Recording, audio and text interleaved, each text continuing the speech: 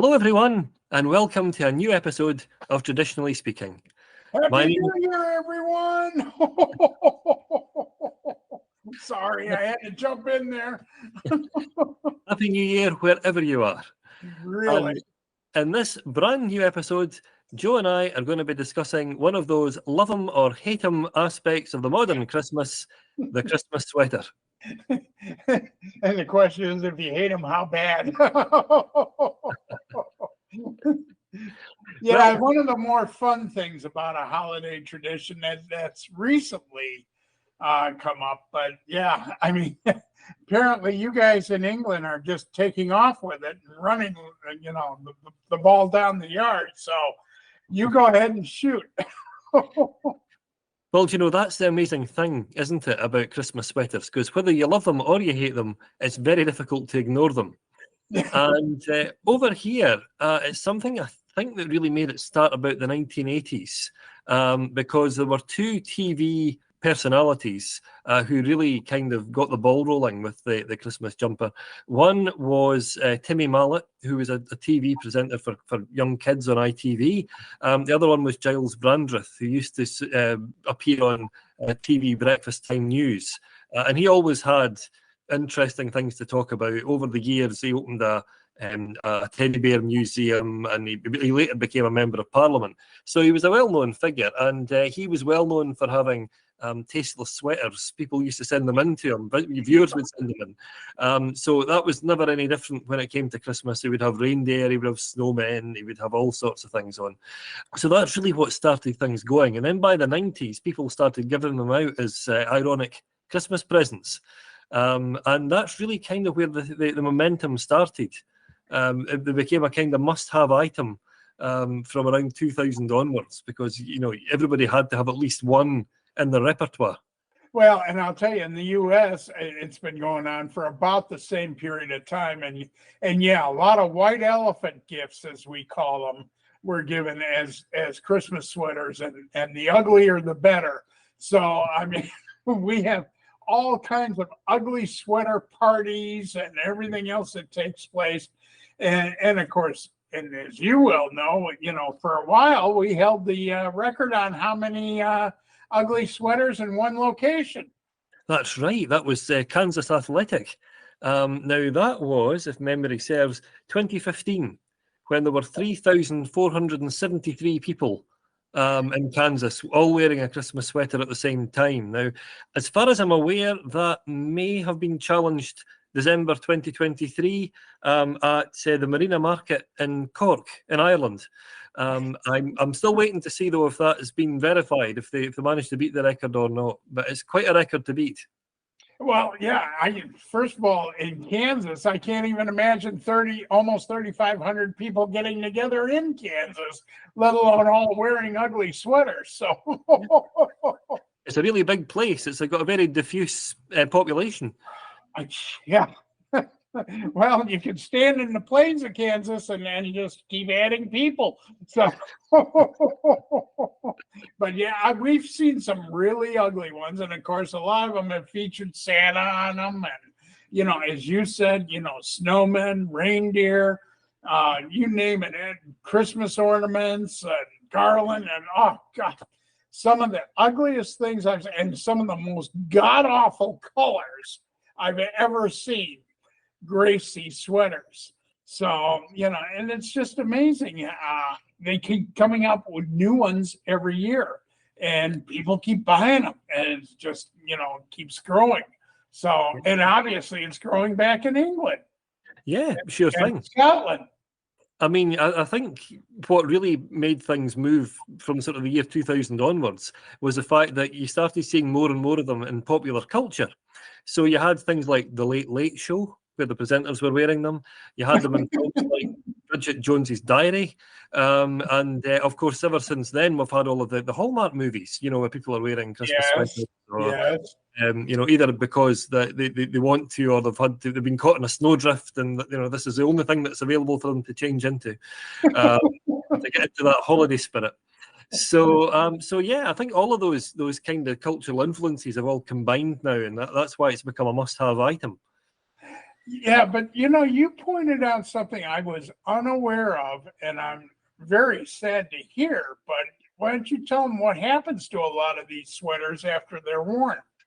Yeah, that's a really interesting thing because, and particularly for those of us who are environmentally minded, about 95% of these sweaters contain plastic, but something like two-thirds or, round about, certainly about half of all of them are only worn once and they're then discarded. So people aren't keeping them for the following year or giving them away to charity. They're only using it once. And there's so many people that are always, I mean, granted, ugly sweater or not, there's always people that are needing warm clothes for the winter. And especially, some of the homeless or some of the lower income neighborhoods could definitely use these things. So, I mean, and they probably wouldn't mind what is on them as long as it keeps them warm. Yeah. So please, people, be smart about what you're doing. If you're going to go ahead and partake in something like this, let's at least put it to good use afterward and not just throw it in the trash and have it wind up being part of a landfill or worse, just adding to all the other trash that's going out there. But yeah, and of course the way they're making them, we're not going to have any shortage of them. We're going to be able to cover the earth pretty soon. Yeah. Because who wouldn't want to collect them?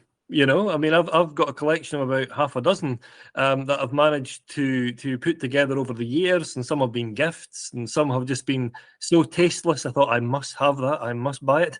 So it's just one of those things. Well, and I'll tell you, it is funny, and they get new ones every year because last year's wasn't ugly enough, so they have to come up with something else. But can you imagine, like the announcer you were talking about that would flaunt these things? How many he must have in his closet? Yes. By this point, I'm sure everybody and their brother sent him one. So it was like back in the day when certain actor who I won't mention now wore different sweatshirts from each college, and everybody kept sending him their college. So he had hundreds of these things that he'd wear, and he'd wear a different one every episode. So I'm sure there's a lot that have more ugly sweaters than they have room to store. So I can understand where a lot of them would be discarded, but let's do so in a smart way. So, yeah. But yeah, now do they have parties and stuff like that in Scotland with ugly sweaters, or do you guys go out caroling or anything in these things? Absolutely, all of the above. It's one of those things that it has been many a theme for various parties. And particularly if you have the ones with a little concealed battery pack, so that it all lights up. Yeah, those are so big now. Gosh. It's often said that there's only two things that are visible from orbit. One is the Great Wall of China. The other one is these Christmas jumpers that light up. Especially when you get over 3,000 in one area. Yeah, exactly. Oh my gosh. Yeah, that would probably light up look like a city from space. But how funny. And I'd be interested from our listeners to hear how many of you guys have a collection like this or participate in this. I mean, this is a quote unquote new tradition, but it's kind of a fun one. I mean, it's certainly one that's kind of tongue in cheek and you can have fun with. But yeah, absolutely. I would love to know how many of our listeners have ugly sweaters and how many you have, and do you keep them, or do you give them away to charity, or what have you? I'd love to hear what our listeners are doing with these. Yeah. And you know what I like about them is the fact there are so many different ways to find them, because sometimes, they've been knitted by a relative, or, if they've got all sorts of fabric talents and things that they're able to make them themselves. You can buy them from mass-produced outlets, supermarkets, places like that. But the by far the largest number of them are made by small independent producers, and I think that's a really nice thing, because people are using their talents to produce something that people can enjoy, and they can keep them and use them year in, year out. I did not know that, and that's nice to hear. I mean, that's lovely that actually smaller shops are doing. I mean, I know there's a lot of print on demand types of things for T-shirts and stuff. I didn't even give a thought about ugly sweaters, but Chris, I shouldn't keep calling them ugly. Not all of them are ugly. Some are really quite beautiful. But yeah. I remember seeing a website where you can actually design your own Christmas sweater. You can have your own personalized design. So that can be, either made up from a variety of, ready-made elements like gingerbread men, snowmen, and things like that. Or it could be entirely of your own imagination. And that leaves open a whole variety of potential. Wow. Yeah. I can't imagine what mine would look like. Let's see. I'd probably have a beard and a mustache and a couple other things with it. Maybe a couple of reindeer, but we certainly have sweatshirts designed that way now. But maybe I should start looking into sweaters too. So. Well, I gotta say, some of my old sweatshirts are looking a little tired, so maybe I should replace them with some nice Christmas sweaters instead. That would be fun. So, yeah. So what else do you know about Christmas sweaters that we haven't talked about? Well, I think it's one of those things, isn't it, where it really demonstrates the power of the press, because over here, I seem to remember the Daily Telegraph running an article about Christmas sweaters, saying that they were the kind of unexpected and somewhat unlikely must-have Christmas item, and it boomed after that. I mean, in America, something similar happened with the New York Times, and in fact, they were spotlighting the entrepreneurship behind them, because people had seen that there was a market for them and they'd really gone for it. So that's the beauty of it. There's so many different varieties. There's so many different types.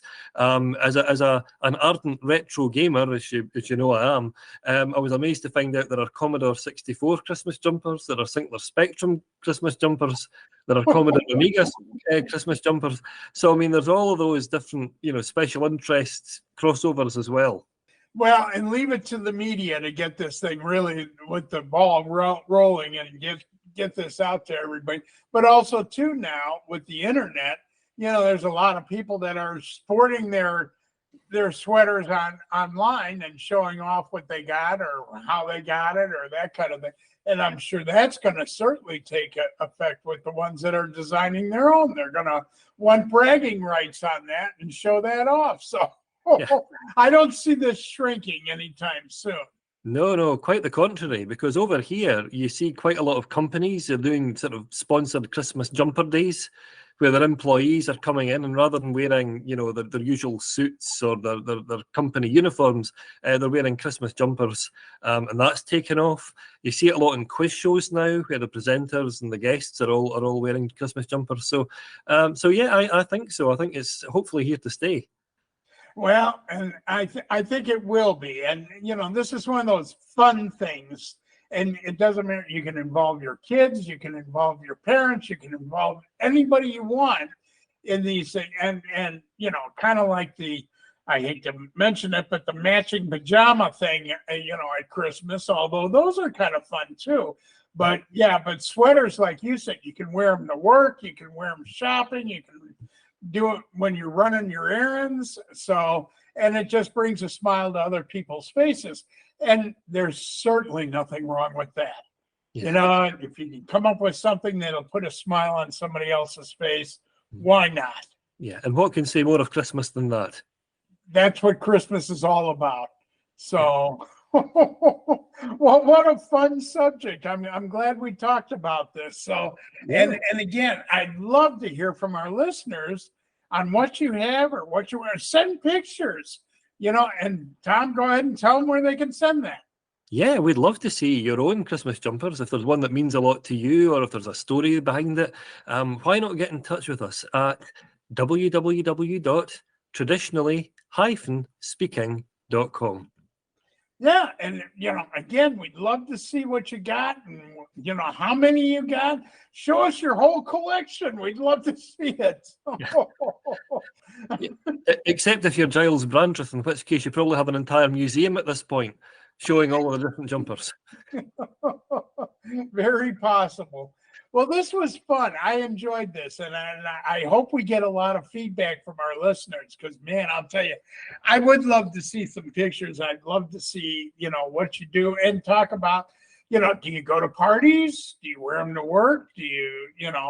I know teachers wear them at school, and they invite their students to wear them. So, it'd be fun to hear about all the different ways that this takes place. Yeah.